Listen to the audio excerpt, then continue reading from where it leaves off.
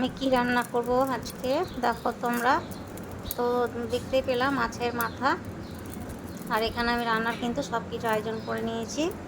তো এটা দিয়ে আজকে করব মুড়ি ঘন্ট। তো চালের মানে এটা সেন্টের চাল আছে। তো আমি চালটা কিন্তু ভালো করে ধুয়ে নিয়েছি। আর আলুটাও কিন্তু ভেজে নিয়েছি। তো ছোটো ছোটো করে আলু কেটে ভেজে নিয়েছি। আর এই যে পেঁয়াজ দেখছো, পেঁয়াজটাও আমি মানে ভাজা করছি। তো চালটা কিন্তু ভালো করে জল ঝরিয়ে নিতে হবে, ধুয়ে ভালো করে ভালো করে ধুয়ে। আর আমি আদা বাটা, লঙ্কা কুচি আর গুঁড়া মশলা দিয়ে আমি কিন্তু পেঁয়াজটাকে ভালো করে কষে নিলাম। আর এবার আমি চালটাকে কিন্তু দিয়ে দিলাম, কিন্তু আলুটা আমি ভেজে তুলে রেখেছি, কারণ ওটা আমি পরে দিব। আগে দিলে ওটা গলে যাবে, তার জন্য। তো মাছের মাথাটাও আমি ভেজে রেখেছি। ওটা হচ্ছে কাতল মাছের মাথা ছিল।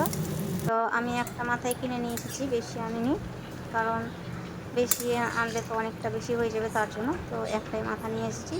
আর আমি যে চাল দিয়েছি যে বাটিটাতে করে, ওই বাটিটাতে করে কিন্তু আমি মেপে আমি জলটা দিয়েছি, যেন চালটা যেন ইটা যেন ঝরঝরা হয়, তার জন্য। তো দেখো আমার হচ্ছে কিন্তু মুড়িঘণ্টটা হয়ে গেছে।